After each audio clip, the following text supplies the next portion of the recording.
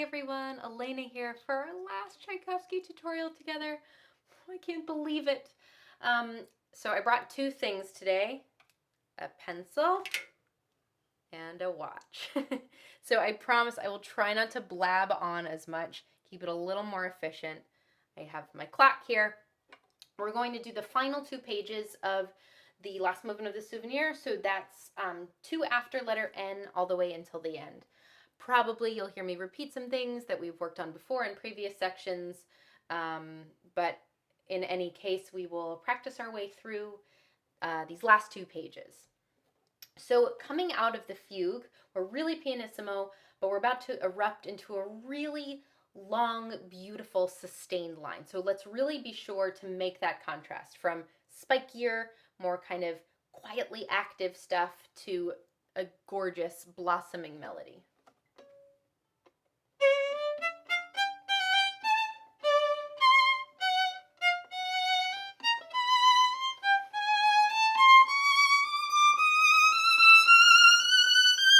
So I always struggle with these few bars using the bow so that I neither have accents on every down bow at the beginning of each bar line or on the up bow trying to get back to where I need to be in the bow. So really being mindful of how we're using the bow, finding the right balance of pressure and speed and just like thinking ahead, getting the bow where we need to go.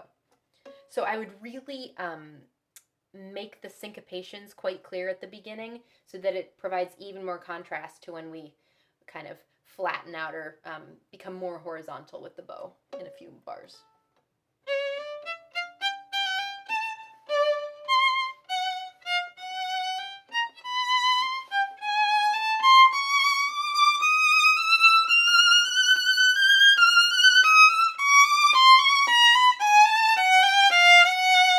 This might be a good place for me to actually write in a fingering because I always feel like these last 4 measures before the double bar, it's a great spot for my left hand to get tangled. So just writing a couple fingerings in, actually the person before wrote a couple fingerings in, but see, my mind automatically wants to do them. It doesn't want to think for itself. That's why I always take so long to write fingerings, because I really want to be sure that I like them. Fortunately, these are good, so I'll stick to them. One more time.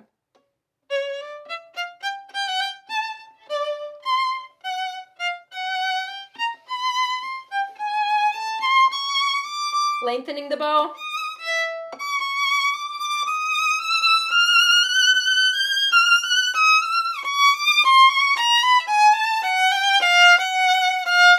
So now we arrive at our second theme, reprised here in the recap. We're supporting the first violins. So we're the bottom part of the octave, so let's really be nice and juicy, beefy with our sounds, make the first violins look even more dazzling than they already are, and really sustain through this phrase.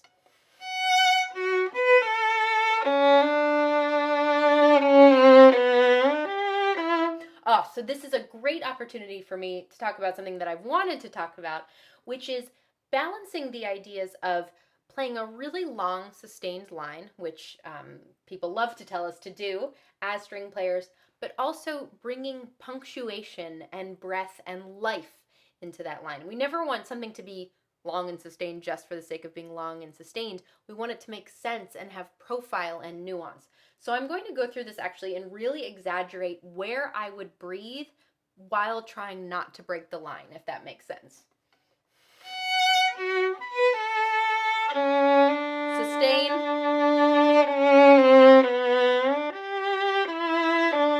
Obviously go on the G string.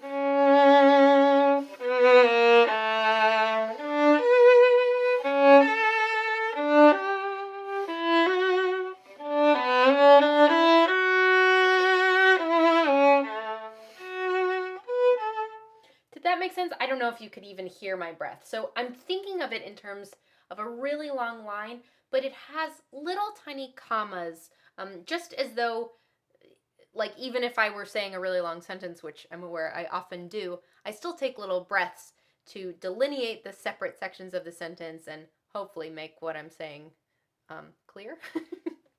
One more time, we'll do this phrase.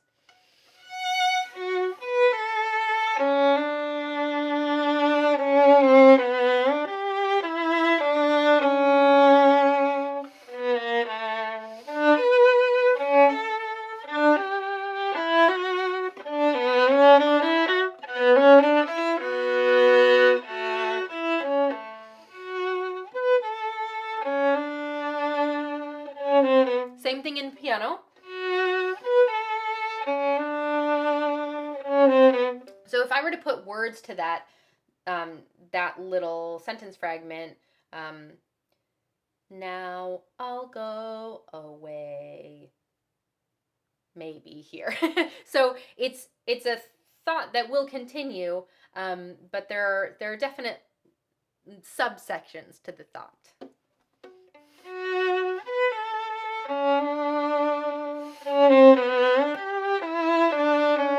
And we're connecting them all by breath, just as we would when we were singing, hopefully better than I sang a couple moments ago, or even just speaking. So I actually love doing goofy things like assigning lyrics to my music, just because it gives me a better sense of how I would say it or sing it in actual life.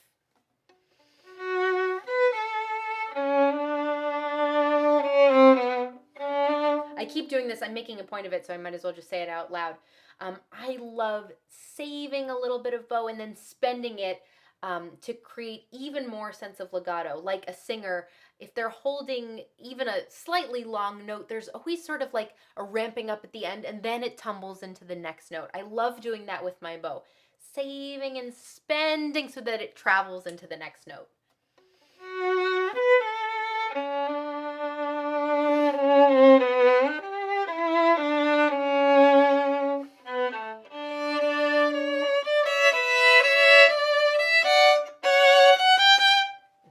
I'm just going to play the top line. Being a terrible role model.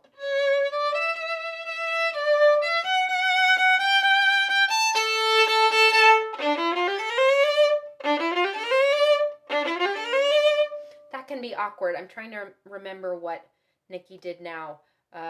It's possible we took another bow when we land on the D. Try a bunch of things, see what you like.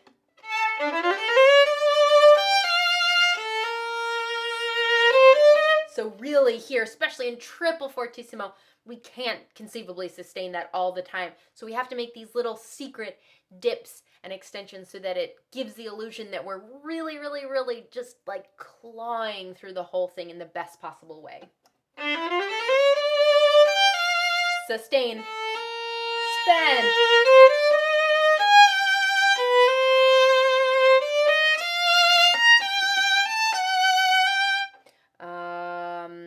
Confession.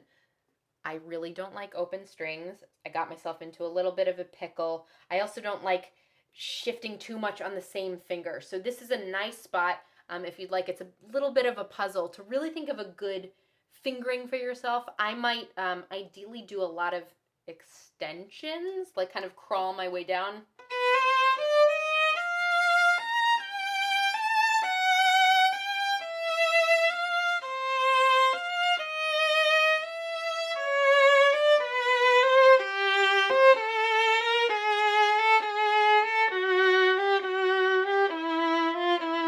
So I never have to kind of take the hand and pick it up. I'm just crawling around.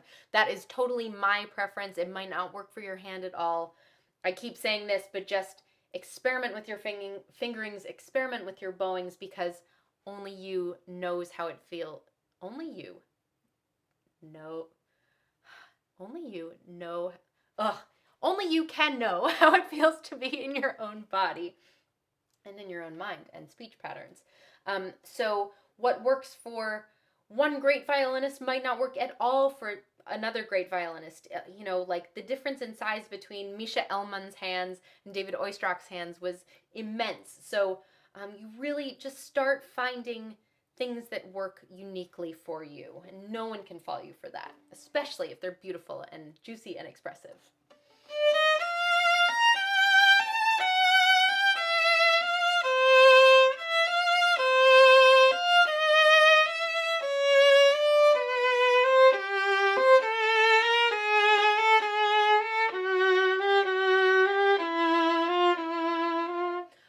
Little pet peeve of mine, so just something to watch out for.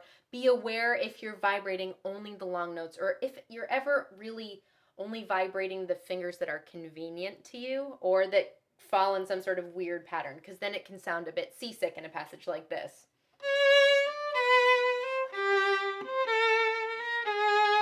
So have a little extra wiggle that goes through the eighth notes or quavers as well.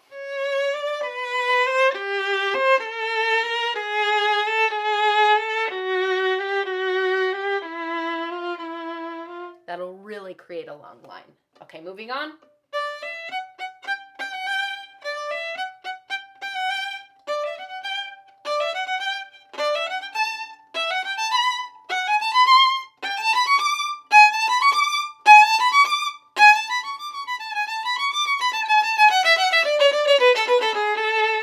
So this is a section that can get really monotonous if we're not extra excited about shaping and contouring it, so that it's so exaggerated in our practice that when we join in with our colleagues and perform it, it'll just fly off the page. It'll be so exciting, so well phrased.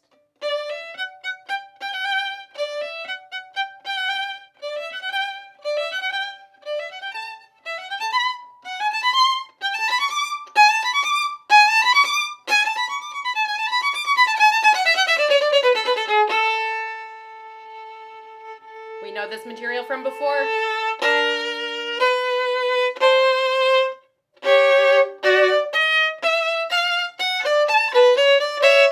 I'm totally taking the easy way out. I did get a question about this.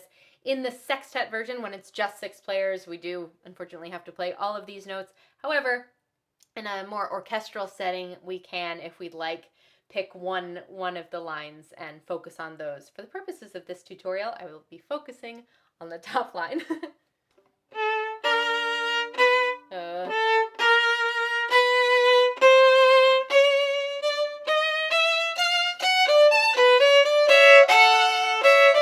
Okay, we are now on the infamous last page. So I'm going to go through this really slowly.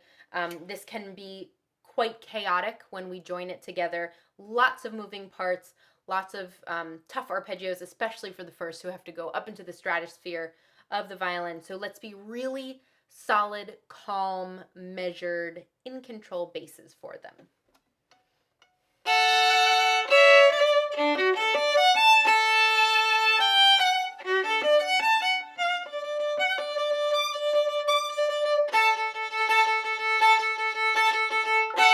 So really calm with the bow, sticky, gluey, all those things again, knowing at all times what string we're supposed to be on, so that when it gets nice and exciting, we have all of this nice, tidy, compact information here to fall back on. So one more time.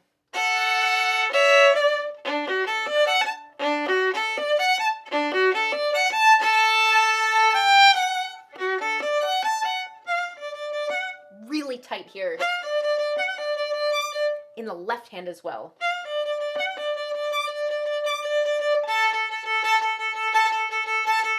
So not loud, but really energetic.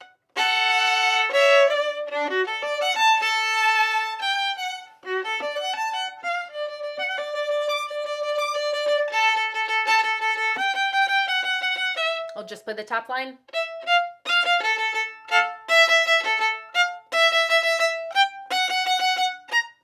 So annoying that each one of them are different. But even if you do play both notes, make sure you know where your bow is at all times here.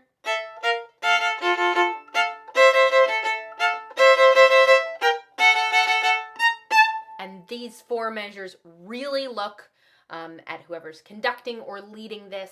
This is a spot where we usually speed up a little bit into the più vivace, so just be aware what's going on around you. Be secure enough in your part, even if it's just the top line, so that you can look up, be aware of what's going on around you.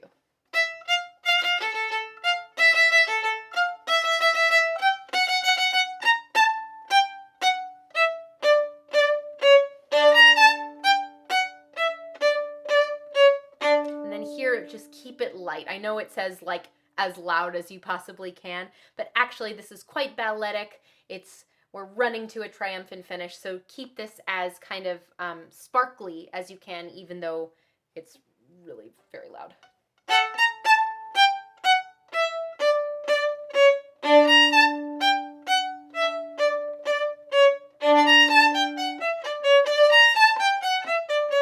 And really feel the intervals. The first have to shift, so join them on that journey in the lower octave. always making a melody, even if it's not a melody, really shaping, contouring it. Then really gluey again.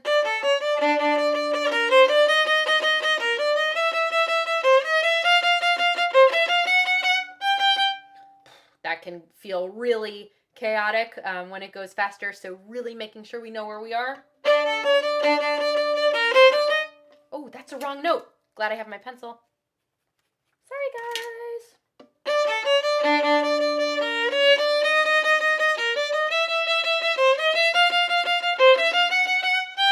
There's always more to learn, isn't there?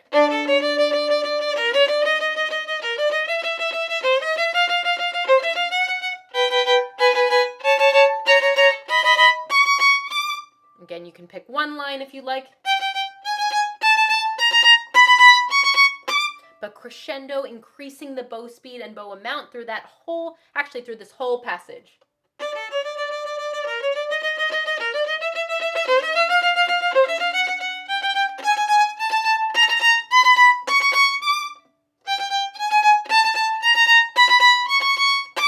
And then here, maybe we do a little drop so that we have room to build.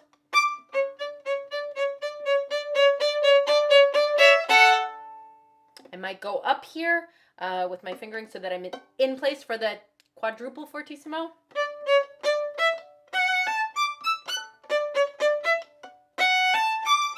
And then we have this bowing that we encountered before, big up bow, keeping the instrument still on the lower strings.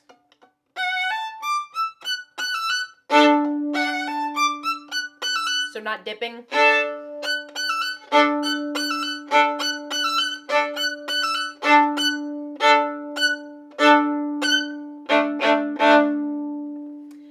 So really the name of the game, especially on this last page, is just keep it calm as much as you can train yourself in your practicing to stay measured and in control with the bow. That will really come in handy when you join with other people and the tempo just explodes.